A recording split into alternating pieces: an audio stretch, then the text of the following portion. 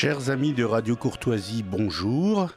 Olivier Figueras au micro pour cette nouvelle émission de Lumière de l'Espérance.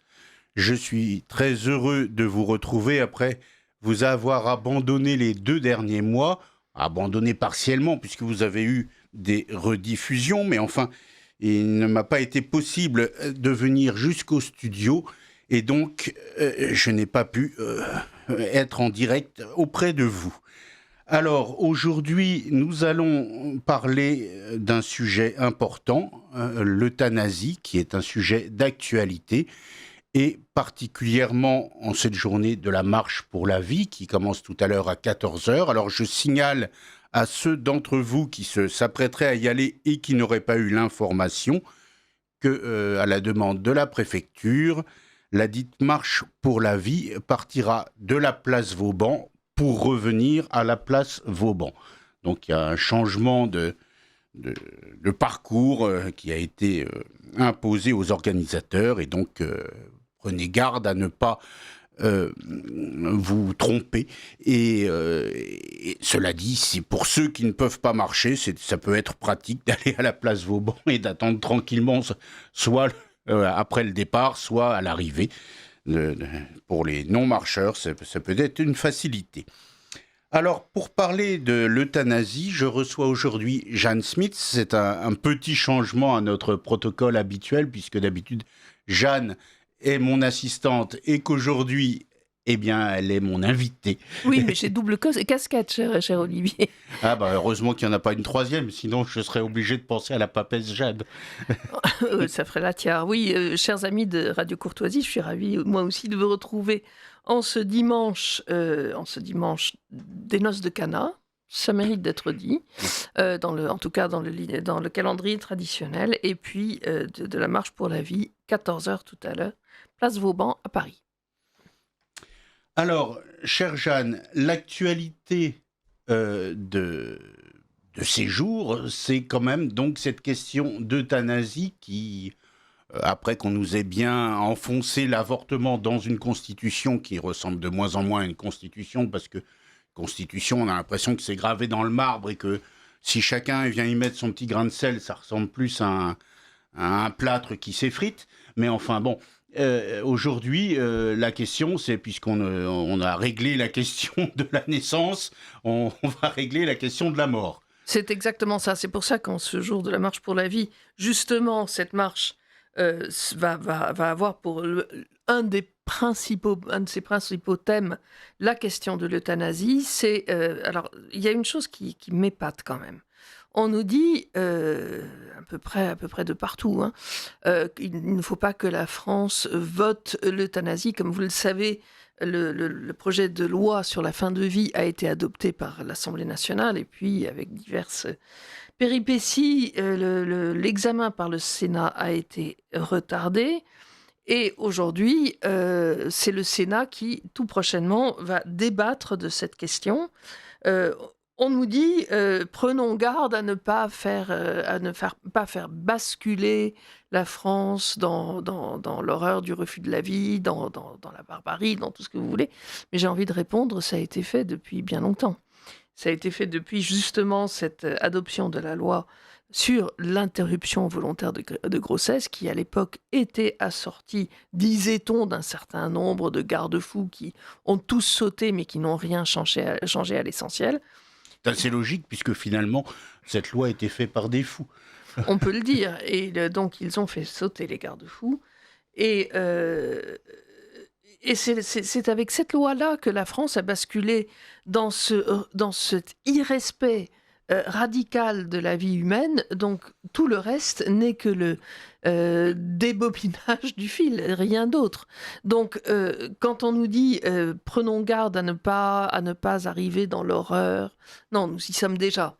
Et à partir de là, le combat contre l'euthanasie devient aujourd'hui, je dirais, difficile à mener de manière cohérente, parce que si vous vous battez contre l'euthanasie et que, dans le même temps, vous vous gardez bien de dénoncer l'avortement, c'est qu'il y a une rupture de circuit dans la réflexion.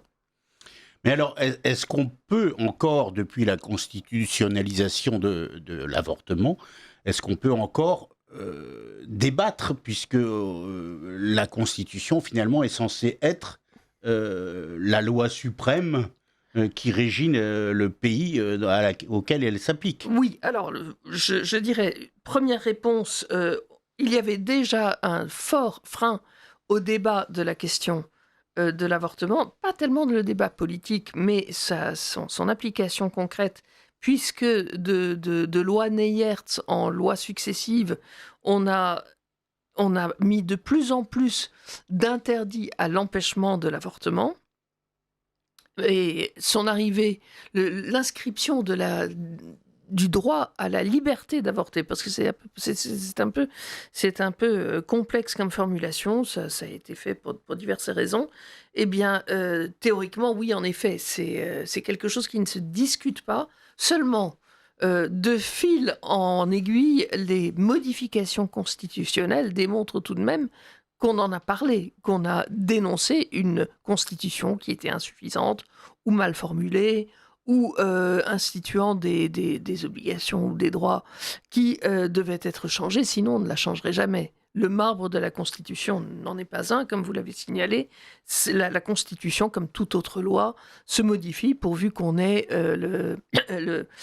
la majorité qualifiée qui est exigée pour cela dans les deux chambres, avec un vote solennel. Donc oui, on peut discuter politiquement de l'avortement.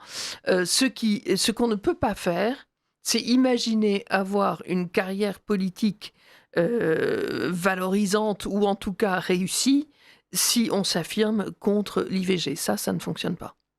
Oui, je note d'ailleurs que ceux qui défendent le plus, si je puis dire, ce marbre constitutionnel sont ceux qui l'ont le plus attaqué auparavant. Il y a une espèce de logique. Chacun veut défendre le plus l'idée qu'il a lui-même mis en place. C'est le principe de la démocratie qui n'est pas tempéré par le respect de la vérité et de ce qui nous dépasse, d'une morale qui nous dépasse, effectivement. Et peu ou prou que tout le monde reconnaît, parce que on se souvient de ce qu'avait dit Jacques Chirac, non à une loi civile qui primerait, non à une loi morale qui primerait sur la loi civile, et c'est une assertion qui a été reprise par diverses personnes au fil des ans. Eh bien, cela ne concerne que certains interdits moraux, puisqu'il y en a d'autres dont il est absolument impensable qu'on les mette en cause. Par exemple, on n'a pas le droit de mettre en cause le principe de l'antiracisme. C'est un principe transcendant et moral du point de vue de ceux qui le défendent, et il est totalement inacceptable qu'on aille contre. Alors, vous venez d'employer un vocabulaire qui font dire à certains que, en définitive, cette question, elle est posée par des gens au nom de principes religieux, et que si on n'a pas ces principes religieux, pourquoi on ne laisserait pas faire chacun, comme disait le chanteur, faire ce qui lui plaît. Eh bien, c'est une question qui est bien vieille. Et là, je vous répondrai avec Grotius, qui était un juriste du XVIIe ou du XVIIIe, excusez mon imprécision, qui avait imaginé ce qu'il pouvait en être de la morale si Dieu n'existait pas.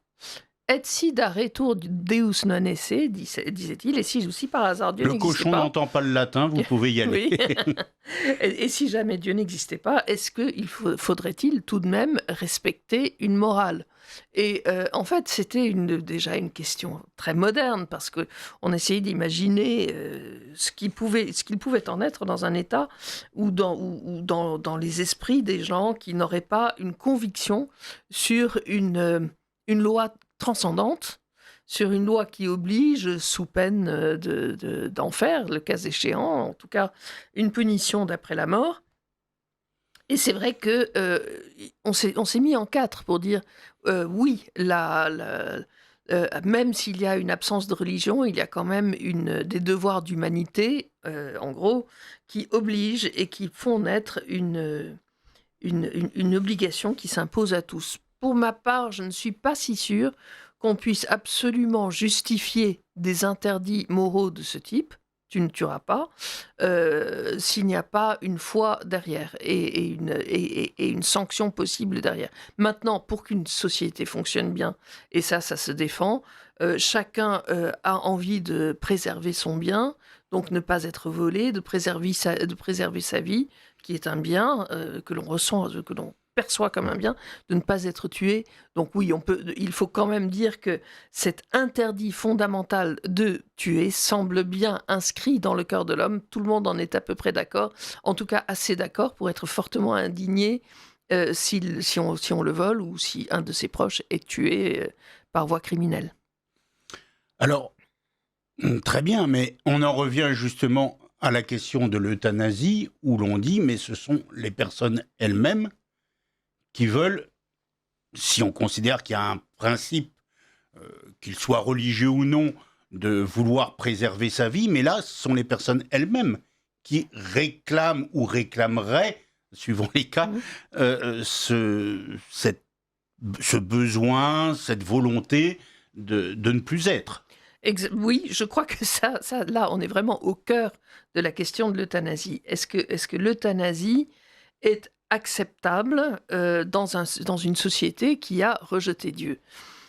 Alors, je pense que ça, c'est beaucoup plus difficile à défendre, en effet, de dire non, ça n'est pas acceptable parce qu'il y a un interdit fondamental, tu ne tueras pas. Pourtant, c'est seul cet interdit fondamental qui empêche de tuer, qui empêche de tuer l'autre, mais qui empêche aussi de se tuer soi-même. Alors, en dehors de tout ce qui peut entourer le cas du suicide, par exemple, où il peut y avoir toutes sortes de circonstances qui font qu'il est difficile de juger les gens qui font cela.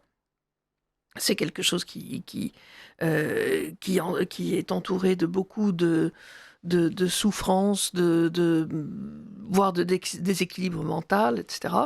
En effet, est-ce qu'on peut dire aux gens, vous n'avez pas le droit de vous tuer?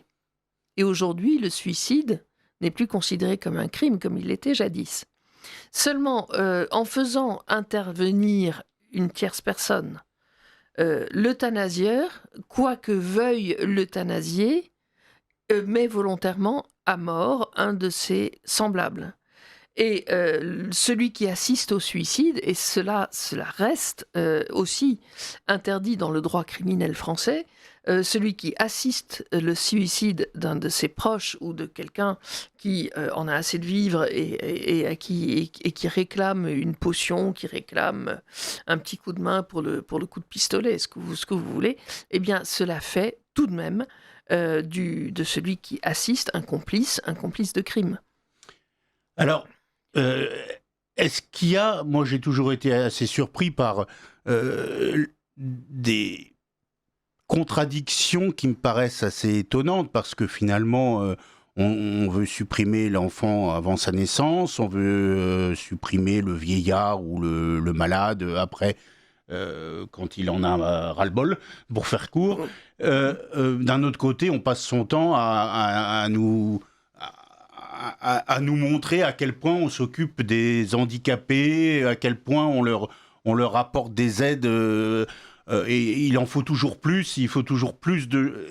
Est-ce qu'il n'y a pas une contradiction, comme est-ce qu'il n'y a pas une autre contradiction qui est l'euthanasie, très bien, mais on a supprimé la peine de mort pour des gens qui justement auraient mérité, et qu'on condamne d'ailleurs à des peines de prison indéfinies qui sont peut-être plus horribles que le fait de ne plus être. Et troisième chose, vous parlez de la complicité de la personne qui pratique l'euthanasie, même si c'est pas lui qui l'a décidé. Oui, même si c'est pas. Oui, bien sûr. Même si c'est pas lui qui l'a décidé. Mais dans la peine de mort, par exemple, ceux qui tenaient le fusil n'étaient pas considérés directement comme des complices d'un acte. C'était bien la société qui appliquait une peine. Oui, alors la question est multiple. D'abord, la question du paradoxe. Alors, est-ce qu'il n'y a pas un paradoxe dans notre société à apporter de l'aide aux plus faibles, à bien soigner les gens à l'hôpital, etc. Oui, il y a un paradoxe énorme, et je l'ai ressenti beaucoup lors du décès de mes propres parents, qui ont été magnifiquement soignés à l'hôpital, dont la vie a été parfaitement respectée jusqu'au bout. C'est quelque chose qui est totalement en contradiction avec cette idée que l'on puisse donner la mort. Il y a cette double face dans la société qui veut que l'on soit vraiment, que l'on fasse le maximum pour sauver des vies. Et cela, vous le voyez chaque fois que vous voyez passer une ambulance, finalement. Tout le monde s'écarte pour que la personne qui est peut-être en péril de mort puisse avoir une chance de survivre. Il y a une forte affirmation de cela. Alors, je pense que c'est une des parties des problèmes, finalement. C'est que cela coûte évidemment fort cher de soigner les gens. C'est notamment par la voie des soins palliatifs qui sont conçus pour apporter un soulagement à la souffrance, à ceux qui en ont besoin, qui le demandent. Et tout cela devient de plus en plus cher et les soins deviennent de plus en plus chers. Donc, finalement, dans une société qui est vieillissante, on vient d'apprendre que la France, pour la première fois depuis la Seconde Guerre mondiale, a enregistré plus de décès que de naissances. Dans ce contexte-là, je ne vois finalement que l'euthanasie comme le moyen de sortir de cette volonté d'assister les plus fragiles. On peut ajouter, par ailleurs, que les plus fragiles, justement, ne sont pas toujours très bien reçus quand même dans cette société française, à commencer par les handicapés. Je parlais d'un affichage. Oui, d'un affichage, mais certains sont éliminés avant la naissance, d'autres vivent des difficultés, en tout cas les familles qui les entourent vivent des difficultés de toutes sortes, financières, matérielles, d'assistance, d'aide. Il n'y a plus les bras pour s'occuper de tout le monde.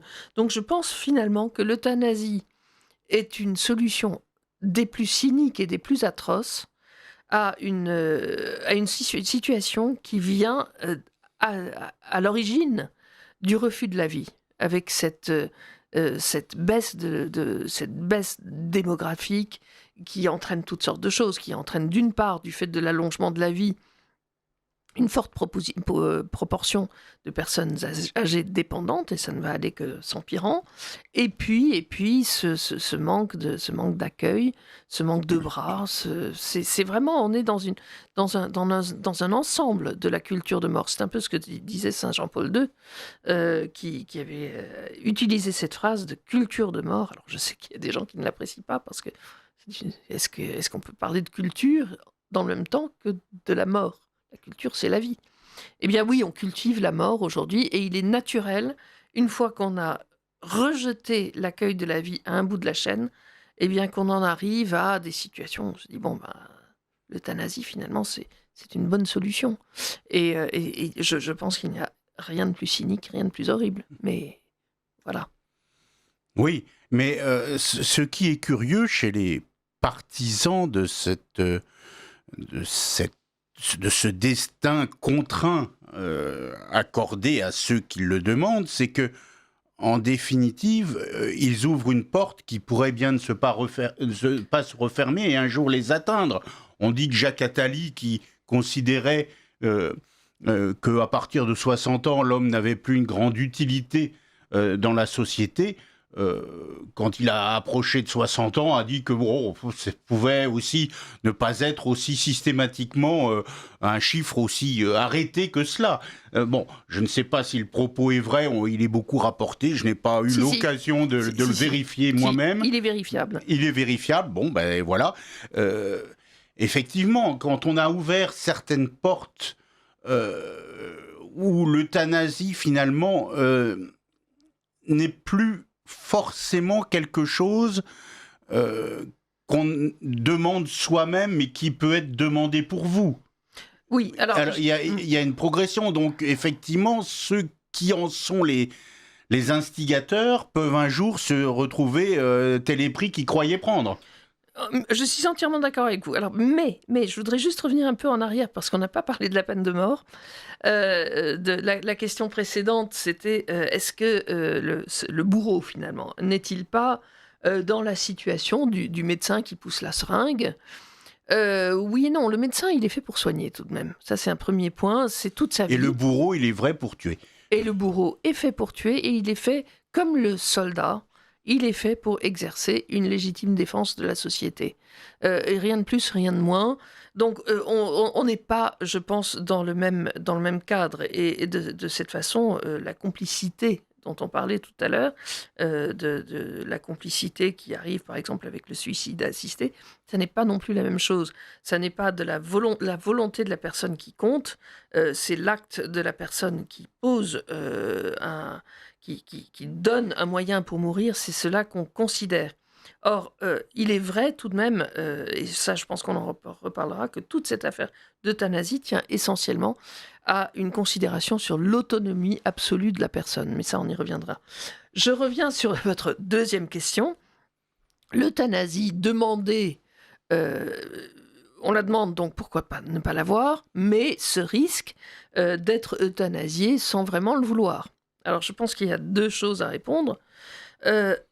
On demande l'euthanasie sans vraiment le vouloir quand, du fait des souffrances ou de la solitude ou de l'absence de perspective d'amélioration, c'est la terminologie de la loi des Pays-Bas par exemple, qui fait partie des rares pays où l'euthanasie est légale, il n'y en a que 10%, à peu près représentant 2,2% de l'humanité, ce n'est vraiment pas énorme. Aujourd'hui, les contours de l'euthanasie légale sont restreints, contrairement à ce qu'on nous raconte. L'euthanasie qu'on demande au nom de l'autonomie, au nom des souffrances, de la fatigue, de l'isolement, de la dépression, de problèmes psychologiques, on trouve toutes sortes de cas de figure, elle est demandée parce qu'il n'y a pas de réponse à une souffrance réelle ou perçue. Et donc, est-on vraiment libre par rapport à cette euthanasie? La question se pose. Deuxièmement, l'euthanasie décidée pour vous. Alors, on a le cas de Vincent Lambert qui est très parlant en France. Vincent Lambert qui n'était pas en fin de vie puisque en étant alimenté par une sonde gastrique, il vivait finalement sans risquer de mourir. Il n'était pas en phase terminale de maladie. Et on a décidé pour lui que cela suffisait, qu'on allait arrêter de le nourrir. Donc là, c'est déjà, l'euthanasie est déjà légale en France, qu'on se le dise, par le biais de la loi Claes-Leonetti, dont il faudra aussi dire un petit mot. Par ce biais, Vincent Lambert a été mis à mort par une décision médicale approuvée par l'État. Ce n'est pas lui qui l'a demandé. On a supposé qu'il aurait demandé cela s'il avait été capable de s'exprimer. Mais au fond, on n'en sait rien. Et dans un pays comme l'Équateur, où l'euthanasie est rentrée subrepticement par le biais d'une procédure devant le tribunal constitutionnel, eh bien là, le tribunal constitutionnel a dit que l'euthanasie devait être acceptée en Équateur, y compris lorsqu'elle est involontaire. C'était le terme de la décision du tribunal constitutionnel il y a 2-3 ans. On disait, si une personne n'est pas en état d'exprimer sa vérité, sa volonté, pardon, un de ses proches doit pouvoir le faire à sa place et décider si, oui ou non, on va l'euthanasier.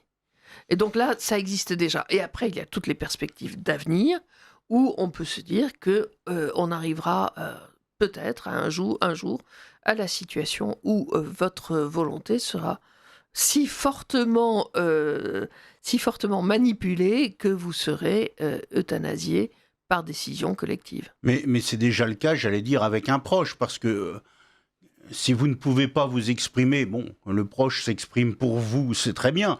Enfin, le proche peut avoir des raisons, héritage ou autre, de se dire, bon, ce vieux machin, ça fait longtemps qu'il est là, il n'est pas en bonne santé, on va dire qu'il n'est pas très content d'être comme ça, et puis tout ira mieux pour tout le monde. Oui, surtout pour les héritiers.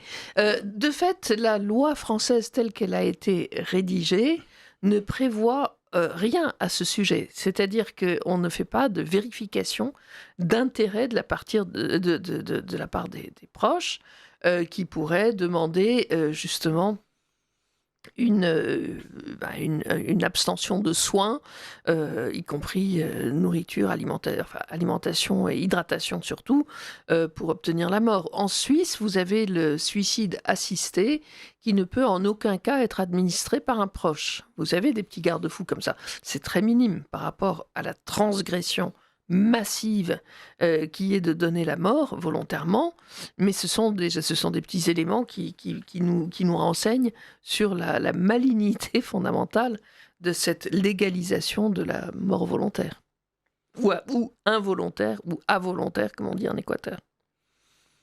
Et alors, il y a une chose pour moi qui est curieuse, c'est que, en définitive, le législateur, on dit la loi, mais bon, la loi en elle-même n'existe que s'il y a le législateur.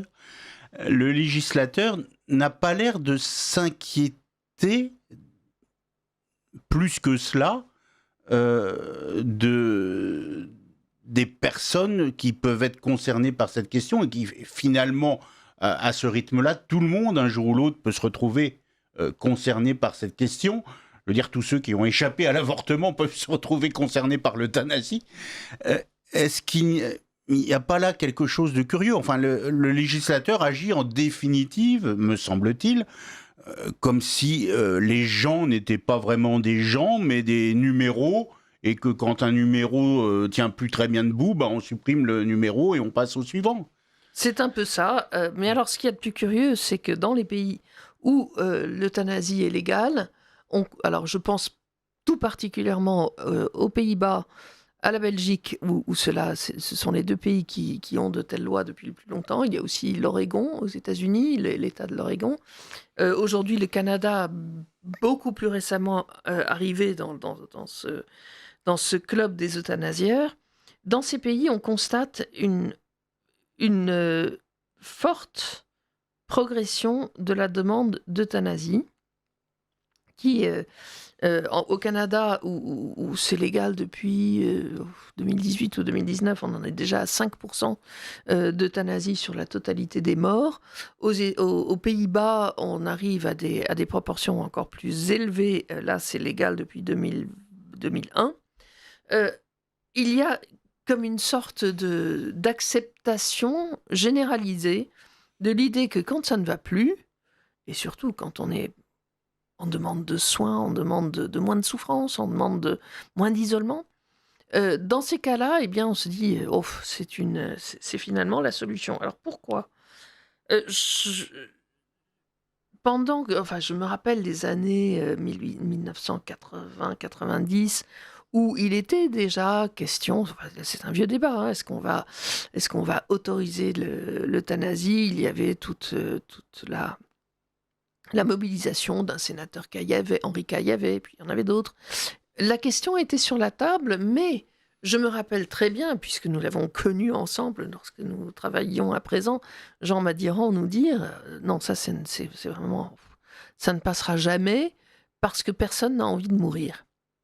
Et aujourd'hui, au contraire, on a l'impression que tout le monde serait bien désireux de mourir à un moment ou à un autre.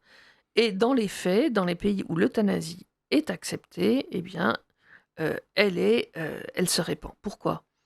Alors, je pense qu'il y a un très fort effet de propagande. Bon, d'une part, il y a la sécularisation, les gens ne croient plus vraiment en rien.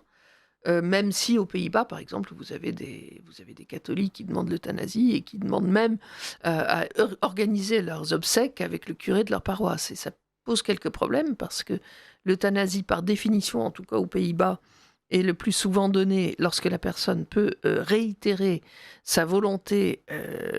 Il a été recherché si elle était sincère, si elle était prise, si une décision telle avait été prise sous le poids de pressions extérieures ou autres. Vraiment, on fait tout pour savoir si la personne est réellement demandeuse de cela. Eh bien, lorsque vous décidez en toute conscience de vous suicider sans aucune circonstance atténuante de désordre psychologique ou autre, tout ça, ça a été éliminé d'emblée. On se demande comment on peut, en toute conscience, aller voir le curé pour avoir des funérailles catholiques, parce que vous avez choisi de quitter la mort de la manière la plus pécamineuse qui soit. C'est-à-dire vous rejetez le don de la vie de Dieu et vous prenez cette prérogative divine de mettre fin à vos propres jours. Aux Pays-Bas, je ne sais pas comment ça se passe de manière habituelle. Je sais que un curé avait eu le toupet, on va dire, de refuser d'organiser de tels obsèques avec un futur euthanasié, et ça avait fait un scandale médiatique national, et l'évêque du lieu avait été très ennuyé parce qu'il ne savait pas comment gérer tout ça. Il avait sans doute été ennuyé, mais il faut quand même admettre que ce genre de problème arrive parce que l'autorité catholique, en l'occurrence, n'affirme plus les choses comme elles doivent l'être. Parce que si les catholiques croient que l'Église est une espèce d'auberge espagnole où non pas on apporte ce qu'on veut, mais où on prend ce qu'on veut, c'est qu'ils n'ont pas compris ce qu'était le catholicisme. On est catholique. Aucun rabbin ou aucun... je ne sais pas, imam n'accepterait que le musulman vienne dire moi il y a ça qui m'intéresse mais ça j'en veux pas. Il y a un judaïsme libéral. Oui, il y a des libérales, mais pas au point d'aller contre des lois essentielles de la religion. Certes. Or là, les catholiques, moi je fais rien, de temps en temps j'ai envie d'aller communier, tiens je vais communier. Pourquoi faire ? Si de toute façon on ne croit pas à tout ça, c'est pour faire quoi ? La question se pose. Alors je sais bien, je remets la question religieuse au centre du sujet, mais comme disait Paul Bourget, à force de ne pas vivre comme on pense, on finit par penser comme on vit. Bon, d'autres l'ont dit aussi, mais moi j'aime bien Paul Bourget, donc comme il l'a dit, je le... Un petit coup de pub pour Paul Bourget. Un peu de pub pour Paul Bourget, le pauvre qui est bien oublié. Donc je ne pense pas que ça vienne... changer grand-chose à la vente de ses livres. Mais je reviens aussi sur cette idée que face à l'euthanasie, il y a cette propagande, mais alors je connais bien l'exemple des Pays-Bas, où de manière régulière, répétée, habituelle, vous avez des documentaires qui suivent des euthanasiés, soit avant leur mise à mort, qui éventuellement est filmée, ça existe aussi, soit par la suite avec l'interrogation de leurs proches, etc. Vous avez des témoignages dans les journaux, des films, des documentaires. Tout cela concourt à répandre dans les esprits, dans l'opinion publique, dans la mesure où elle est fabriquée, l'idée que c'est très bien. Et je n'ai pas de souvenir de reportages de ce type aux Pays-Bas qui ne se terminent pas avec les proches du défunt ou le médecin qui avec une sorte de componction, avec une... Il vous regarde. L'onctuosité. J'allais dire l'onctueux. Je cherchais le mot parce que j'avais le mot hollandais en tête. Oui, avec l'onction quasi ecclésiastique. C'était beau, c'était bien. Le moment où on a poussé la seringue et où la victime finalement est passée de vie à trépas. Alors là, ça laisse des souvenirs impérissables de beauté, de sérénité, de bonheur, de respect de la volonté. Finalement, c'est dans ce mensonge, me semble-t-il, qu'on voit le mieux à quel point l'euthanasie est contraire au bien de l'homme, parce que c'est insupportable proprement. Nous avons assisté, vous et moi, à des morts de proches. On perçoit au contraire tout ce qu'il y a d'amour et de respect dans une mort qui se passe de manière naturelle au moment où elle doit se passer. Il y a un respect, oui, fondamentalement, c'est un moment d'amour très fort. Et donc, priver les gens de cela, c'est horrible. Aux Pays-Bas, on en est maintenant à une situation où vous avez l'euthanasie. Bon, l'euthanasie, c'est la seringue pour le cancéreux qui souffre trop et dont on ne soulage pas suffisamment la douleur. Ce n'est pas donné à tout le monde de vivre cette douleur dans une souffrance atroce et de ne pas vouloir être soulagé.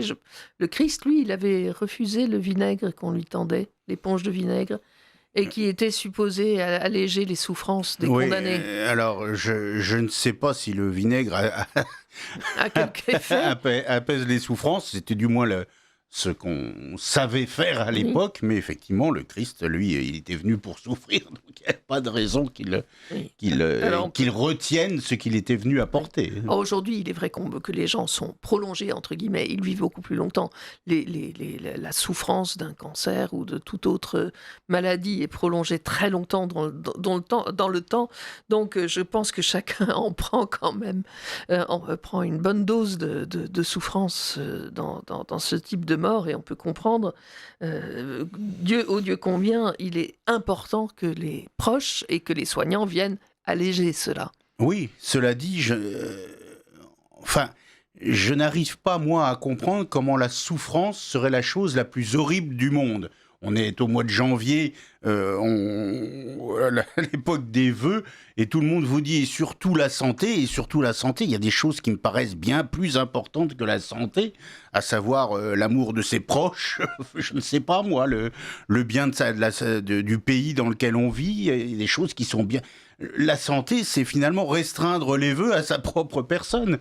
Oui, et encore à une situation... Et à une situation où, bon, moi je veux bien que le jogging ait remplacé la messe le dimanche, je veux bien, mais enfin bon, c'est quand même assez limitatif aussi. Oui, d'autant que tout bien portant est un malade qui s'ignore. Oui, alors, on peut évidemment aller voir ça jusque-là.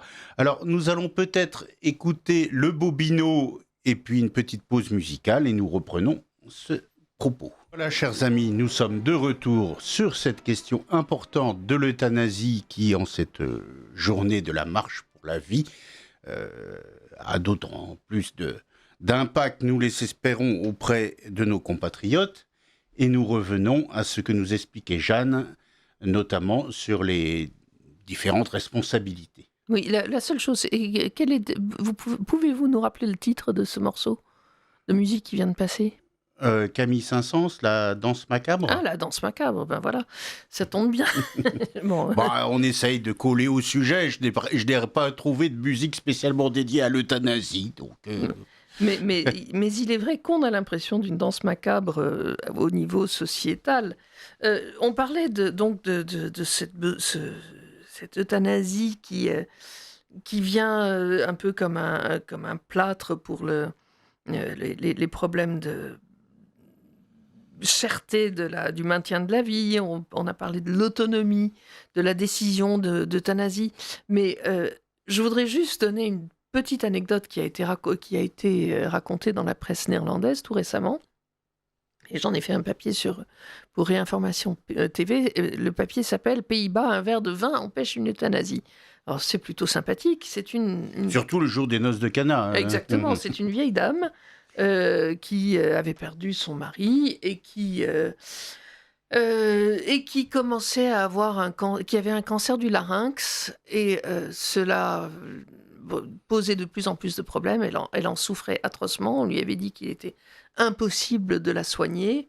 Et le médecin qui avait diagnostiqué la chose, lui avait dit écoutez, oui, si vous voulez une euthanasie, c'est une option, car vous avez 2 ou 3 mois à vivre, pas plus. Et elle était immédiatement entrée dans un chemin d'euthanasie, comme on dit aujourd'hui, qui avait été accepté parce que, de fait, elle souffrait beaucoup et qu'elle ne pouvait plus s'alimenter. Et la veille de sa mise à mort, le médecin, un médecin de l'équipe de médecins aux Pays-Bas qui est chargé de vérifier la conformité de ces euthanasies avec les conditions de la loi, parce que malgré tout, la loi néerlandaise est beaucoup moins permissive que la loi française ne le serait si elle était par malheur adoptée. Eh bien, il vient la voir et puis elle dit est-ce qu'on prendrait pas un petit verre de vin ensemble ? Alors, elle ne pouvait pas déglutir. Le médecin, un peu par politesse, c'était une femme médecin, dit écoutez, oui, prenons un petit verre de vin. Et la dame prend du vin, elle en prend dans la bouche et puis elle crache parce qu'elle ne peut pas avaler. Mais elle trouve ça quand même drôlement bon. Et elle trouve ça quand même drôlement agréable de prendre un petit vin avec une autre personne. Et ce médecin, qui avait quand même quelque humanité, lui dit mais écoutez madame, est-ce que ça ne vous fait pas très plaisir de prendre ce verre de vin avec moi ? Et elle dit oui, en effet. Est-ce que vous êtes vraiment sûr de vouloir vous mourir demain ? Et la dame dit non, en fait, non. Et il se trouve que par divers événements providentiels, elle arrive à trouver un moyen de se soigner, non pas par rayon, parce que ça aurait été très très compliqué pour elle, mais par ce traitement d'immunologie qui se fait dans un hôpital aux Pays-Bas pour ce type de cancer. Ça marche pour certains cancers seulement. Et finalement, elle a passé une période difficile pendant cette période de soins, mais elle a repris goût à la vie. Et maintenant, elle a simplement un petit examen tous les 6 mois, mais elle a été guérie de son cancer du larynx et de ses tumeurs incidentes. Et elle continue de boire ses petits verres de vin avec ses amis, et elle en est ravie. Où on voit qu'une décision d'euthanasie, c'est un moment dans la vie où un moment dépressif, en quelque sorte. Parfois, un moment dépressif. Il y a des dépressifs qu'on tue, et ça, c'est vrai en Belgique, c'est vrai aux Pays-Bas. Il y a des gens aussi qu'on tue, comme au Canada, parce qu'ils n'ont pas de soins possibles, ils n'ont pas les moyens de déménager, par exemple, pour un vétéran, notamment handicapé, qui avait besoin d'avoir une maison de plein pied. Il n'avait pas les moyens de faire un déménagement et d'obtenir un logement conforme à ses besoins. Et bien finalement, il avait demandé l'euthanasie. Et au Canada, où c'est une des lois les plus atroces au monde, eh bien oui, c'est envisagé. C'est tellement vrai qu'au Canada, maintenant, les médecins, quand vous arrivez à l'hôpital en pas très bonne forme, on vous parle de l'option euthanasique. Donc, on voit très bien qu'il y a une manipulation dans cette affaire. C'est tellement vrai que quand on est malade et qu'on a une certaine habitude des hôpitaux, on n'ose plus trop les fréquenter. Alors, ça s'est beaucoup raconté au sujet des Pays-Bas. On a dit que les gens, il y avait des personnes qui allaient vivre plutôt en Allemagne ou dans d'autres pays où l'euthanasie n'était pas encore légale pour éviter de se faire trucider. Je ne sais pas si je n'ai jamais réussi à avoir la preuve de cette affaire-là. Mais ce que je sais, c'est qu'aux Pays-Bas, vous pouvez être euthanasié alors que vous n'allez pas si mal que ça. Ainsi, des personnes qui sont en voie de devenir démentes, qui se font euthanasier avant de perdre leur capacité de décider, donc de manifester leur libre volonté en entière conscience, pour éviter justement de tomber dans la phase de démence où on ne peut plus demander l'euthanasie.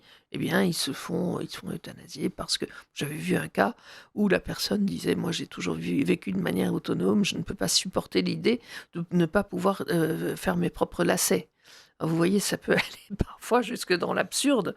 Oui, parce qu'on peut trouver des chaussures sans lacets. Ça existe. Je suppose qu'on peut expliquer ça aux gens qui ont ce problème. On peut aussi aborder la question, je crois, d'une autre façon. C'est que aujourd'hui, on a un certain nombre de gens qui demandent l'euthanasie pour ce type de bêtises.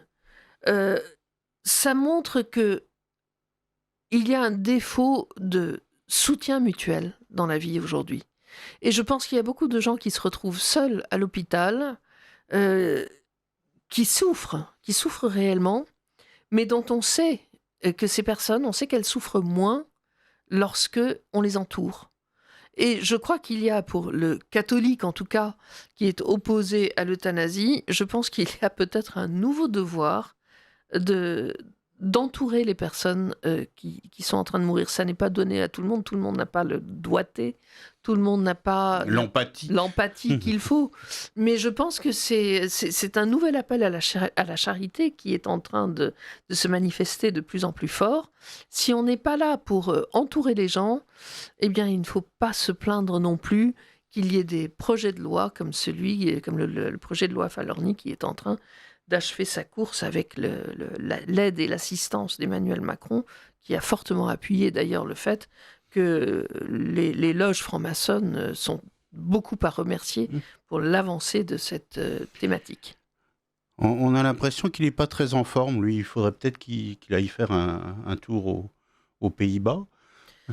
S'il y croit vraiment... Ça n'est pas gentil de dire ça. Non, mais s'il y croit vraiment, pourquoi tout d'un coup réserver ça aux autres. Enfin, il s'accroche quand même au pouvoir. Ça lui est Oui, certainement mais agréable. il approche de la fin quand même. Je ne vais plus être président de la République, je ne le supporte pas. Et Ah, donc, oui, l'ennui dans le contexte actuel, c'est que comment dire, les institutions internationales et puis toutes sortes de- de- d'officines de conseil peuvent offrir un joli pactole, ou un joli pactole de pouvoir, en tout cas, à un homme comme Macron. oui, eh ben, on le leur laisse bien volontiers. Euh, Il y a une chose là-dedans qui m'étonne assez, c'est que, en définitive, il y a une espèce de phobie de la souffrance qui paraît totalement démesurée. Je veux dire que je ne prétends pas qu'il soit agréable de souffrir, mais je veux dire que de tout temps, l'homme a souffert à un moment ou à un autre sans en faire des tonnes.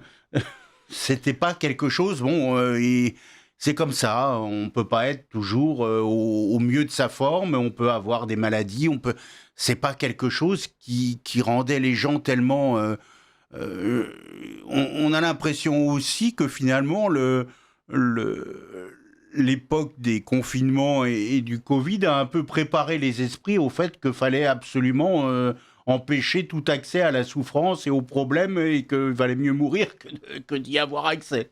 Je ne sais Oui. pas, il y a une espèce de- souffrir n'est pas non plus la chose, enfin, il y a toutes sortes de souffrances. Je parle là de la souffrance physique, la douleur n'est pas la chose non plus la plus abominable. Je veux dire qu'une solitude peut être beaucoup plus handicapante qu'une souffrance physique. Je pense que la solitude, en tout cas, aggrave les douleurs physiques.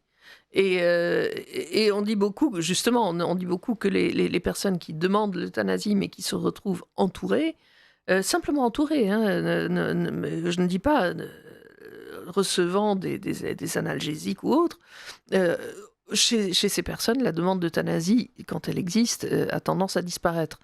Donc, oui, qu'est-ce qui fait que nous refusons davantage la souffrance? D'une part, le fait que nous sommes habitués à beaucoup plus de confort que nos ancêtres. Le fait, comme je le disais tout à l'heure, que les maladies se prolongent, on garde des gens en vie plus longtemps.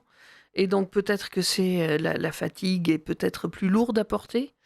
Je crois justement qu'on ne peut pas juger de cela, on ne peut pas juger de la réaction de chacun, mais en tout cas, peut-être s'interroger sur la réponse des évêques, de l'Église catholique, qui ne parlent plus guère de la dimension sacrificielle, d'une part de la messe, mais de la souffrance. L'esprit de sacrifice n'est plus quelque chose que l'on entend beaucoup. Et la conférence des évêques de France, enfin en tout cas la commission qui est chargée de cette affaire pour le conseil permanent de la conférence des évêques de France, vient de sortir un document très long, très bavard, contre la légalisation de l'euthanasie, interpellant les électeurs, interpellant le Sénat, et disant qu'il faut aller dans le sens du soin, de la solidarité, de la dignité humaine. Très bien. Insistant sur la nécessité des soins palliatifs. Très bien. On sait très bien qu'en France, cette demande n'est pas suffisamment prise en charge. Et il y a entre 25 et 50% de personnes qui ne peuvent pas avoir accès aux soins palliatifs qu'elles désireraient recevoir. Et parce qu'il n'y a pas les unités nécessaires. De toute façon, la France est en train de se tiers-mondiser du point de vue de la santé. Pourquoi est-ce qu'on rêverait à cette amélioration de soins palliatifs qui déjà tendent un peu vers l'euthanasie lente? Je suis étonnée de voir que les documents des évêques ne parlent jamais de ce sens de la souffrance. Jamais. quand il s'adresse à la société civile, c'est simplement sur le point de la dignité humaine, de l'humanité, de la fraternité républicaine. Ça, c'est un peu le pivot du Oui, dernier document en date. on parle à chacun de ce qu'il a envie d'entendre finalement, Non, au lieu on de parle. rappeler ce qui est. Je crois que c'est autre chose encore. On parle de manière laïque et sécularisée, de peur d'apporter un langage proprement religieux dans ce débat, en disant, en allant au fond des choses. Or, la mort, c'est justement le moment du passage dans l'au-delà. C'est peut-être un autre langage qu'il faudrait de la part des évêques, et on ne l'entend pas. Oui, mais il n'y a pas que l'aspect religieux, il y a l'aspect, j'allais dire, naturel. La nature se contrefiche que Emmanuel Macron ait fait mettre l'avortement dans la Constitution et elle se contrefichera que le Parlement adopte une loi sur l'euthanasie. La nature, c'est comme ça, il y a des enfants qui naissent, il y a des gens qui meurent et il n'y a pas besoin qu'on vienne interférer. Il faudrait que la nature change pour que les gens puissent avoir des relations sans faire naître d'enfants. La nature ne s'intéresse pas à ces questions-là. Il n'y a pas besoin d'être proprement religieux. Oui, mais l'idée est tout de même, alors, proprement pour l'euthanasie, c'est l'autonomie, c'est-à-dire on décide contre ce que fait la nature, on décide Mais on décide contre son cœur aussi. on décide simplement de maîtriser le don de la vie. Et en fait, c'est une tentation démoniaque, c'est rien d'autre.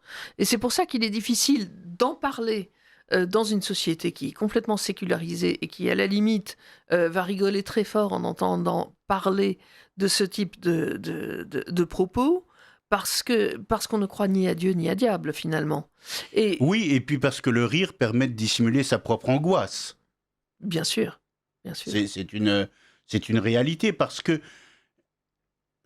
c'est quand même très curieux que tous ces gens qui ont une peur de la mort, on ne parle pas de la mort aujourd'hui, il faut pas en parler, il faut la cacher.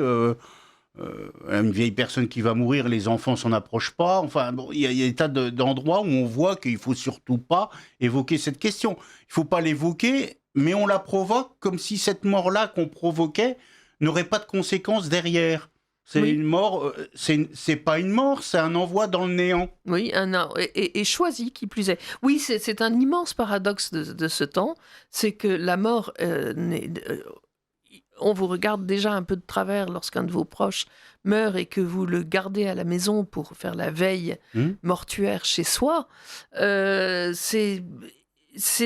c'est un énorme paradoxe de notre temps, mais finalement, on a abandonné la cohérence de la vision de la vie. Donc finalement, c'est assez normal. Il y a un moment où la mort peut paraître comme une solution, soit la mort d'autrui par l'avortement, soit la mort de soi par euthanasie. Et là, une fois de plus, je crois que nous sommes soumis à une forte propagande qui et à des réalités contradictoires.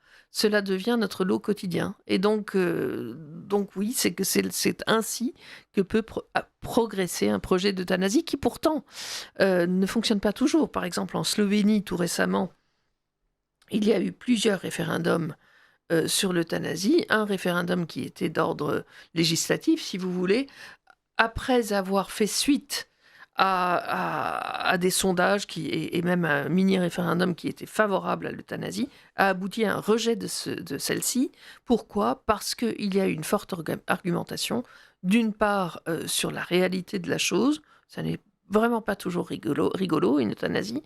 On a mis en avant ce que cela pourrait entraîner dans la relation entre les patients et les médecins, que de savoir qu'un médecin tue. Ça ne vous met pas en confiance. Il y a le fait que, oui, on peut soulager la souffrance, et tout le monde s'est dit, oui, il vaut mieux quand même. On a mis en avant toutes les dérives qu'on a constatées à droite et à gauche, avec l'euthanasie d'abord uniquement pour les grands malades en phase terminale qui devraient mourir dans les 4 jours et qu'il fallait aider à passer une agonie abominable. De là, on est passé à l'euthanasie des couples parce qu'il y en a un ne supporte pas de voir l'autre partir. Cela se pratique aux Pays-Bas maintenant. Eh bien, en Slovénie, fort de toute cette information, on est arrivé à un rejet populaire de l'euthanasie. Il y a un tout récent rapport de la fondation Fondapol, qui n'est pas spécifique, une fondation libérale, qui n'est pas confessionnelle, qui n'est absolument pas suspecte, pas même de droitisme un peu accéléré. Et cette fondation Fondapol a pu démontrer que dans la quasi-totalité des catégories de la population française, il n'y a pas une approbation de l'euthanasie. L'euthanasie est vue comme un pis-aller quand il n'y a pas de soins, de fin d'isolement ou de soins palliatifs pour soulager des douleurs extrêmes. Quand tout cela est supposé acquis, les gens ne disent non, bah non, on n'est pas pour l'euthanasie dans ces cas-là. Donc véritablement, quand l'euthanasie avance, c'est en faisant miroiter, si on veut, des situations absolument insupportables à imaginer. Quand ça disparaît, les gens n'en veulent pas. Et en particulier, ce rapport Fondapol avait montré que les jeunes, en particulier, ne sont pas aujourd'hui pour l'euthanasie. Ni les gens qui sont religieux, comme les catholiques, les musulmans et puis bien d'autres. Alors, nous allons avoir un invité au téléphone. En attendant qu'il soit là, voulez-vous, Jeanne, prendre votre autre casquette et nous faire 2-3 petites annonces?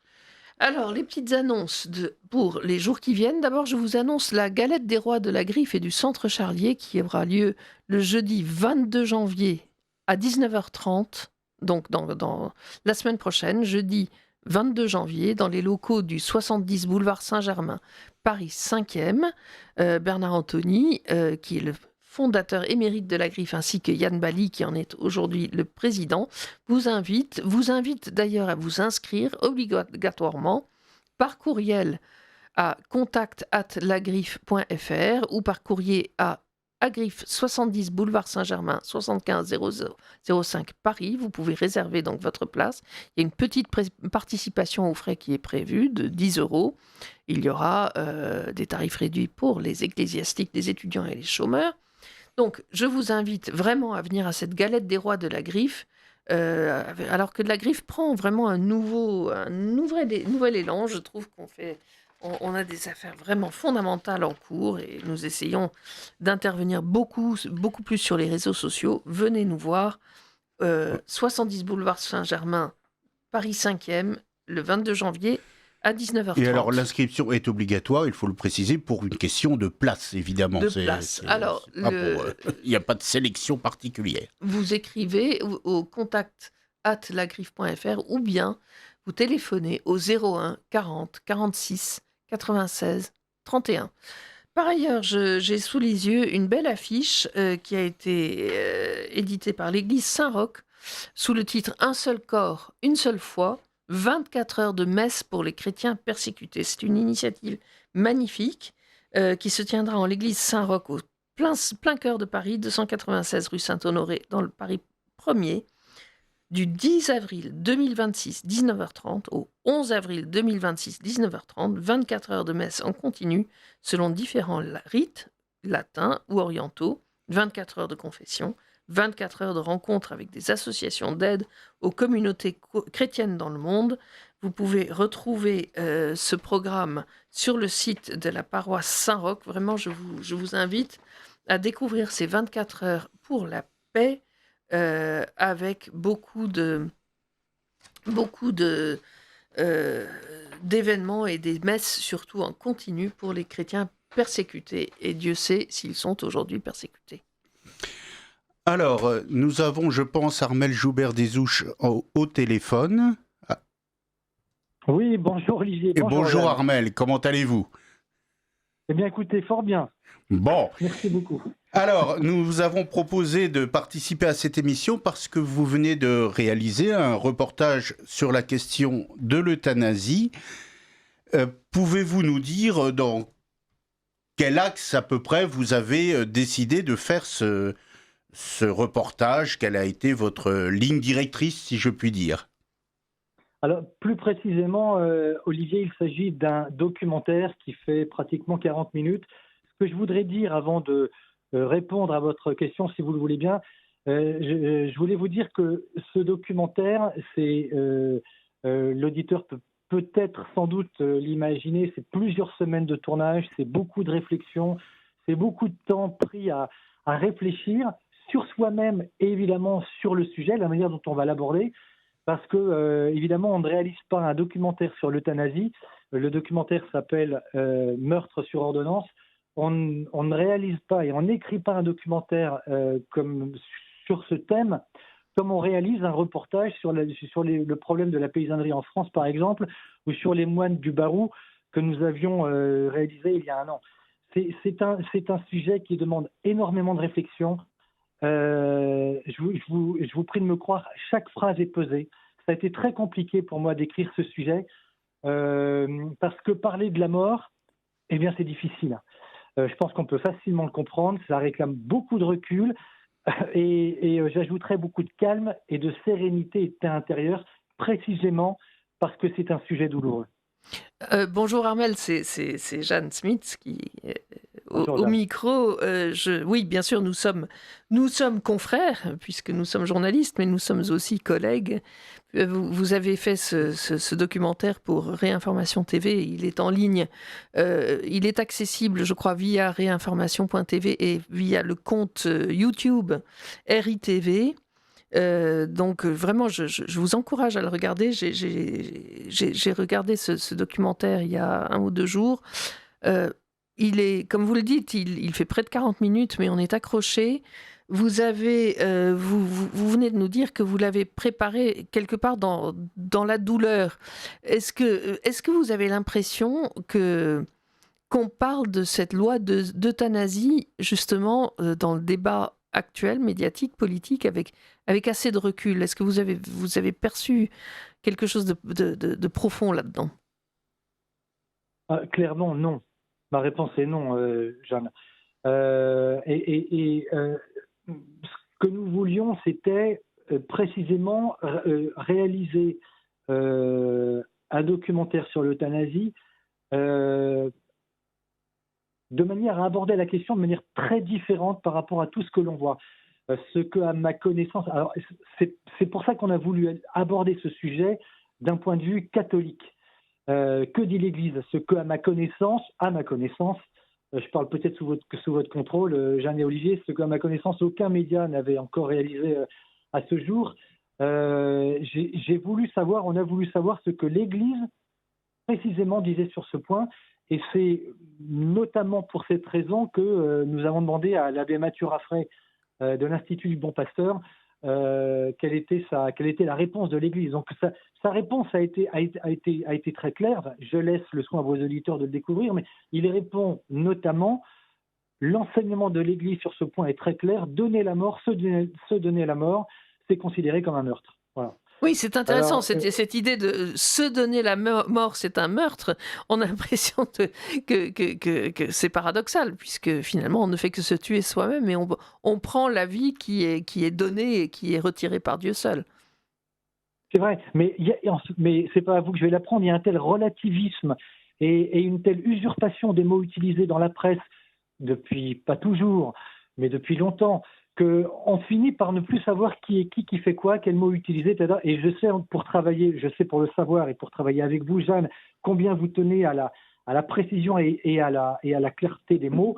Et ça a été toute ma difficulté d'utiliser vraiment chaque mot, de faire attention à chaque mot, d'abord pour ne pas heurter, pour ne pas choquer, parce qu'il ne s'agissait pas, encore une fois, de réaliser un documentaire qui choque, mais de l'aborder vraiment sous l'aspect le plus simple possible, en s'appuyant sur les convictions qui sont les nôtres, c'est-à-dire d'un point de vue catholique.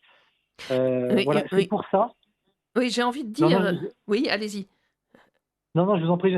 C'est pour ça que, tout en s'appuyant sur l'enseignement de l'Église catholique, ce que nous voulions aussi, ça n'était pas de donner la parole à des personnes réclamant l'euthanasie, parce que, à mon sens, ça n'aurait pas apporté grand-chose et surtout rien de nouveau sur ce débat qui est largement, tout le monde le sait, alimenté par les chaînes de télé, radio ou presse écrite. Mais au contraire, ce que nous voulions, c'était donner la parole à des personnes catholiques dénonçant cette loi et la raison pour laquelle il condamnait cette loi. Voilà. Et vous avez interrogé en particulier un couple croyant, catholique.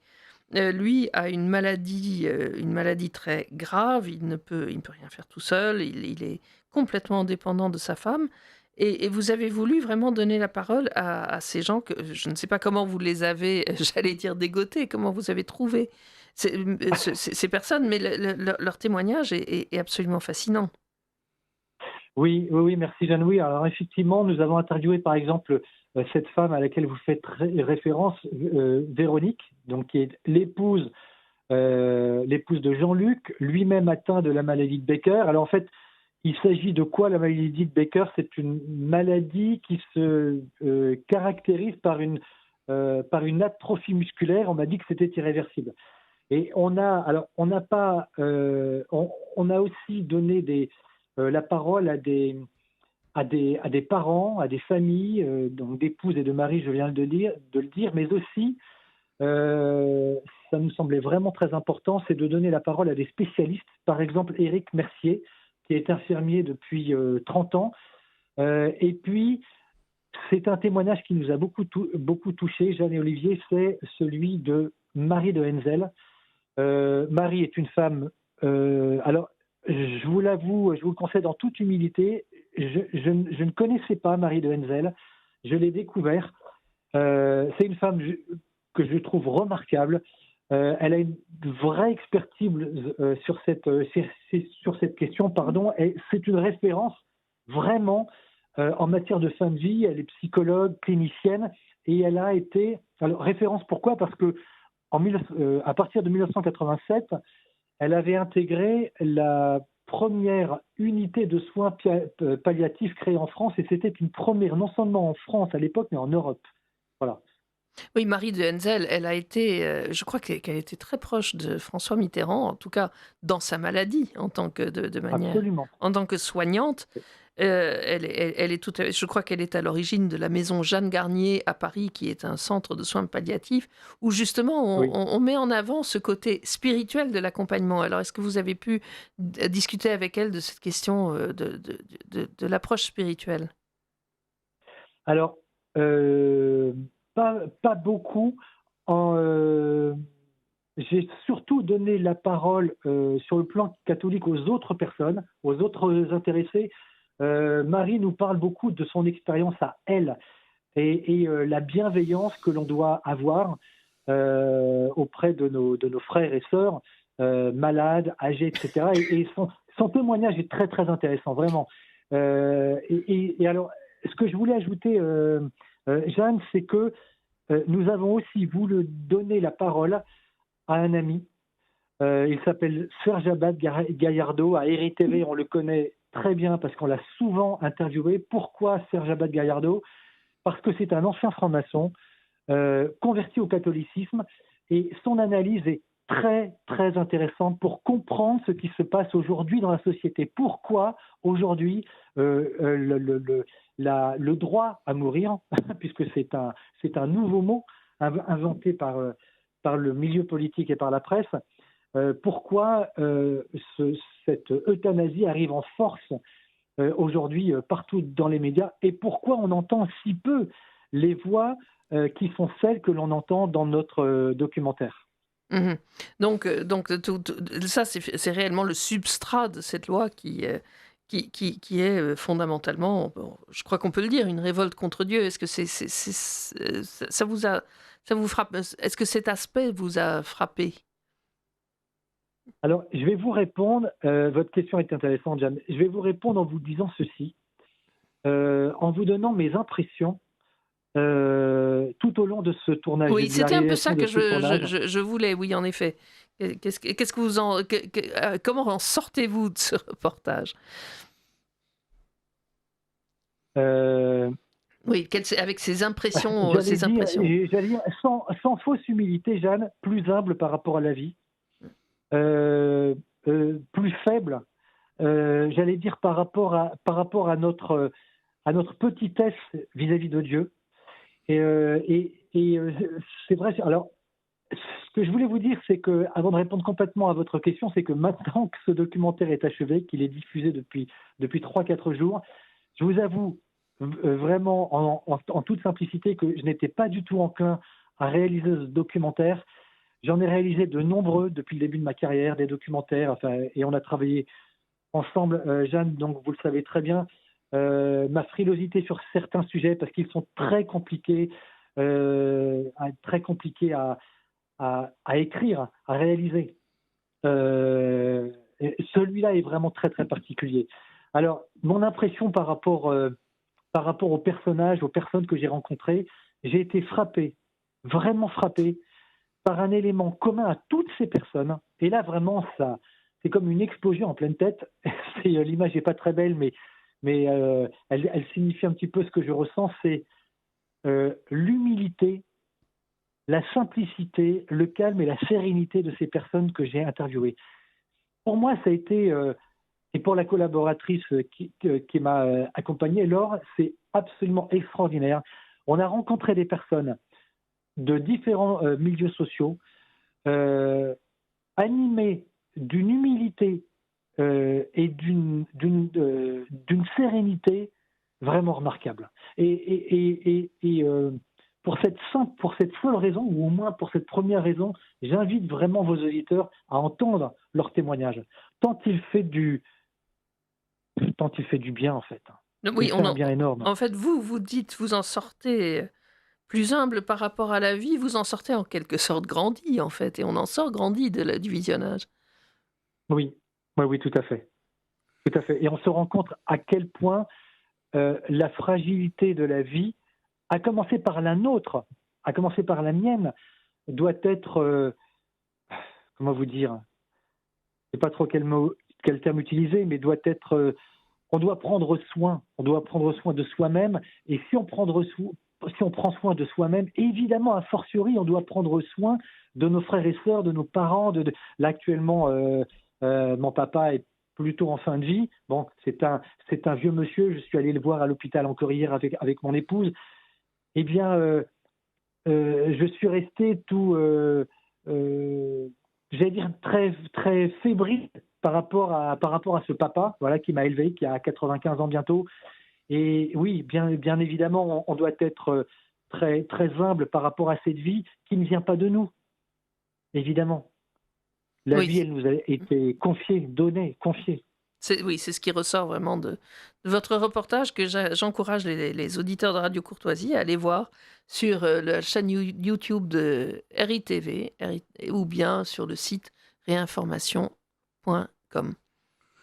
En tout cas, j'en profite, Jeanne, pour faire un remerciement public qui vous est adressé à vous, parce que vous êtes la rédactrice en chef de RITV, on travaille ensemble depuis longtemps et vous m'avez aidé à réaliser ce documentaire. Donc voilà, je voulais vous en remercier. Très modestement, Armel, merci beaucoup.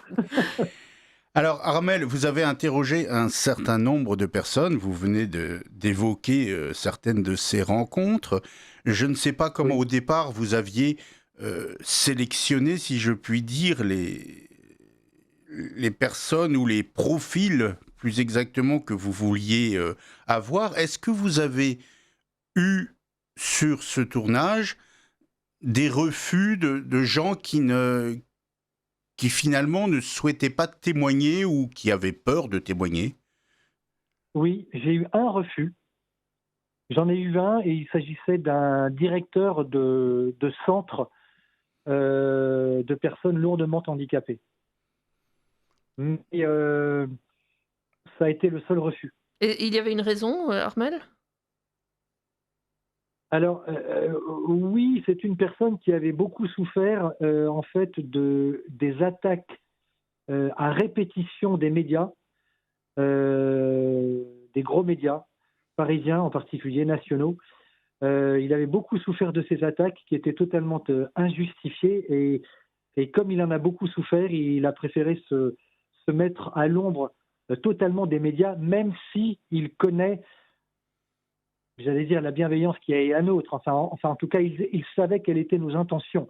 Et il savait très bien, pour l'avoir interviewé à plusieurs reprises lors de l'affaire Vincent Lambert, que nos intentions étaient particulièrement bienveillantes. Mais en fait, il a été tellement marqué par les attaques de nos confrères parisiens qu'il a préféré se retirer complètement. Voilà. Et alors, est-ce que vous, de votre côté, vous avez eu vous employez le mot attaque, est-ce que vous avez connu des attaques de personnes qui par exemple, alors je sais bien que le reportage le documentaire n'a que quelques jours d'existence visible, mais est-ce que vous avez eu des reproches pour avoir, je ne sais pas présenté quelque chose d'équilibré en donnant la parole à toutes les parties ou quelque chose comme ça? Est-ce qu'il y a eu des oppositions ou même des oppositions de la part de gens qui ne soient pas spécialement favorables à l'euthanasie, mais qui auraient préféré quelque chose de plus équilibré, si je puis employer ce terme? Non, pas encore, Olivier. Ce qui est sûr, c'est que je connais dans mon entourage des personnes qui pourraient accepter les arguments qui tentaient, qui sont, j'allais dire, valides, pour trouver pour trouver un mot qui soit à peu près, qui corresponde à peu près à ce que je ressens. Eh bien, ils ont trouvé très touchant ce documentaire et ils m'ont dit qu'ils voyaient la chose d'un œil différent désormais. Voilà. Parce qu'en fait, les médias présentent toujours la chose sous un même angle et jamais de la manière dont nous on l'a présentée. Et je dois dire, Armel, que vous citez notamment tous les films récents, vous les citez avec des images, et vous en dites quelques mots, tous ces films qui sont sortis récemment, qui glorifient finalement l'euthanasie. Et ça, c'est quelque chose de constant aujourd'hui dans lors de mes recherches pour la réalisation de ce documentaire, j'ai découvert une montagne de films. Je fais référence à quelques-uns, notamment un film japonais qui s'appelle Plan 75, qui est épouvantable, mais qui est épouvantable. Vous l'avez regardé, vous l'avez vu de bout en bout, Armel? Non, je ne l'ai pas vu de bout en bout, mais j'ai vu beaucoup de commentaires dessus, j'ai vu de longs extraits de ce film, mais quand on culpabilise des personnes âgées, autrement dit, on les rend coupables d'être victimes de leur vieillesse, mais à quel niveau est arrivée la société? C'est épouvantable. Oui. On rend coupables les anciens d'être ce qu'ils sont devenus. Comment une société peut en arriver là? C'est épouvantable. Sans doute parce qu'une société fragile cherche toujours un responsable à sa fragilité. Or, notre société est de plus en plus fragile aujourd'hui, malheureusement. Un échappatoire, c'est ça. Un échappatoire à une question qui reste taboue. D'ailleurs, Jean-Luc, lourdement handicapé, que vous voyez dans le documentaire, me le dit. Au tout début, il voyait la question plutôt d'un bon œil, et puis à la réflexion, il s'est rendu compte que cette loi à venir était absolument épouvantable. Et alors, si je puis me permettre, est-ce que vous pouvez nous dire en quoi il la voyait d'un bon œil? Je veux dire qu'il était tenté par la chose. Je dis pas l'expérience, parce que c'est une expérience définitive. Parce qu'il ne la voyait que sur le plan humain. Une personne souffre, on ne parvient pas à soulager cette souffrance, eh bien, passons à l'acte. Voilà, son analyse se résumait à ça. Et en fait, le regard du catholique n'a strictement rien à voir avec ce centrisme humain, puisque la vision divine, évidemment, amène à tellement plus de choses. Vous voyez très bien ce que je veux dire. J'ai un peu de mal à l'exprimer, mais il voyait la chose, voilà, sur le plan strictement humain. Aujourd'hui, il la voit de manière catholique et tout a changé. Tout a changé. Mhm. Il dit, Jean-Luc, il n'est pas la seule personne à me le dire, mais il me dit, on doit prendre soin de nos aînés qui sont faibles. C'est parce qu'ils sont faibles qu'on doit prendre soin d'eux. Et alors, je vais pas parler des soins palliatifs parce que je ne suis pas un expert du tout, donc je laisserai Marie de Henzel en parler. Elle en parle remarquablement bien. Non, j'encourage vraiment vos auditeurs à le voir et j'espère que ce documentaire sera apprécié. J'espère surtout qu'il sera diffusé, partagé, parce qu'il est fait pour cela. Il est fait pour cela. Et il faut ajouter, juste signaler que le site réinformation.tv est un site d'articles originaux, de reportages vidéo originaux et qu'il est gratuit. Il n'y a pas d'abonnement payant à ce site. On peut vraiment partager ces choses puisque le site a pour volonté une certaine forme d'apostolat médiatique. Voilà, mais Armelle, nous arrivons à la fin de cette émission. Nous vous en remercions beaucoup. Je vais peut-être laisser à Jeanne le soin de donner un peu le mot de la fin ou de préciser un petit point, mais il reste 2 minutes. Il reste 2 minutes. Donc, Armelle, merci beaucoup pour cette intervention. On se retrouvera pour d'autres aventures, certainement. Merci Armelle. Merci Armelle Joubert-Desouches. Et merci pour votre documentaire sur l'euthanasie, sur ce meurtre sur ordonnance. Merci beaucoup. Je voulais dire un petit mot pour conclure notre affaire. C'est qu'aujourd'hui, on parle beaucoup d'euthanasie. On dit, mais c'est quand même totalement absurde d'en arriver là, puisqu'il y a une excellente loi qui est la loi Leonetti-Claes, en fait, deuxième version amendée de la première loi Leonetti sur la fin de vie. Mais là, il faut dire et le dire très clairement, en France, l'euthanasie est déjà légale. L'euthanasie est déjà légale parce que la loi Leonetti-Claes permet de mettre fin à une vie en introduisant les gens dans un coma profond, une sédation terminale et permanente dont on n'a pas le droit de ressortir et qui s'accompagne du retrait de la nourriture et de l'hydratation. Donc les gens qui entrent dans ce parcours sont assurés de mourir rapidement, de soif en réalité, et sous une sédation qui empêche toute conscience. Et finalement, cette loi est terrible. Elle envoie les gens qui souffrent beaucoup, non pas dans une sédation qui peut les soulager et dont ils peuvent éventuellement sortir, pour dire au revoir à un proche qui arrive à venir. C'est une loi qui déshumanise la mort, et je crois qu'il faut dire très fortement, et surtout contre les évêques de France, dont certains avaient eu une position beaucoup plus intéressante et juste avec le cardinal 23, lorsque la première loi Leonetti était sortie. Je vous invite à rechercher cela. La loi Leonetti-Claes n'est pas la solution. La solution est celle qu'adoptent finalement beaucoup de médecins, et il faut leur rendre honneur aussi, qui est de donner une sédation quand il le faut, pas plus qu'il ne faut, et sauvegarder au maximum la conscience, parce qu'on a le droit d'être conscient de sa propre mort. Alors, j'aurais une dernière question, mais en 1 minute.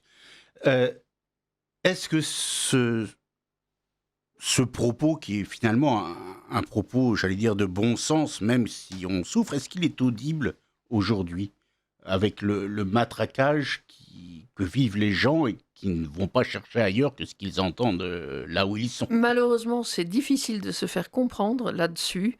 Ça n'empêche pas de dire la vérité, je crois. Et je crois que cet hommage rendu à la vérité, cela avait été fait par le cardinal 23, qui d'ailleurs avait fait son texte avec le grand rabbin de l'époque dont le nom m'échappe.